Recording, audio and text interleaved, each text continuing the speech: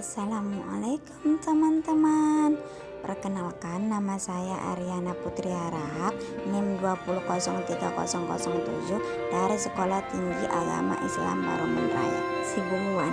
Pembahasan kita kali ini tentang dongeng. Simak terus videonya ya. Hai. Sebelum kita ke materi apa sih itu dongeng, terlebih dahulu kita membahas apa itu tujuan pembelajarannya. Nah, ini dia tujuan pembelajaran. Nah, teman-teman, di sini Aryana akan menjelaskan apa itu dongeng. Pengertian dongeng itu ada banyak pengertiannya. Yang pertama menurut KBBI atau Kamus Besar Bahasa Indonesia. Menurut KBBI, dongeng adalah cerita yang tidak benar-benar terjadi.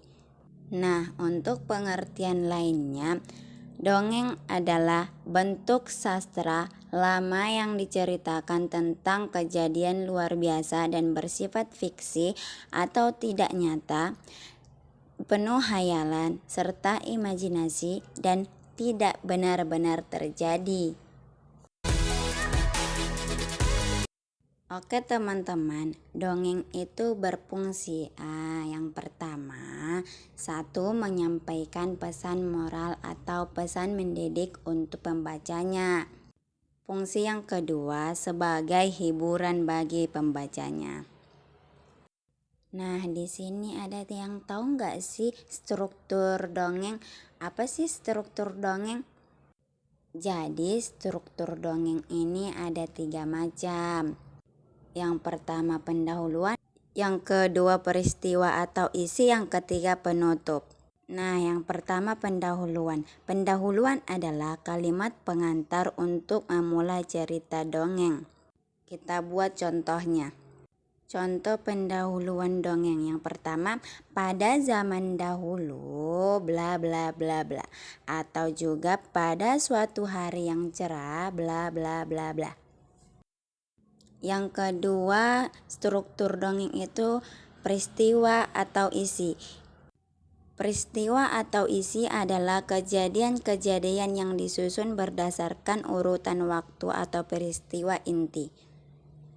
Jadi peristiwa atau isi cerita dongeng itu ada di nomor 2. Bagian struktur yang ketiga itu ada penutup. Penutup adalah kalimat untuk mengakhiri cerita dongeng.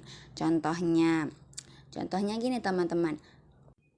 Akhirnya mereka berdua hidup selamanya. Dan ada contoh lain penutup. Akhirnya mereka bersama lagi. Nah, itu dia struktur dongeng yang teman-teman ada 3 tadi kan.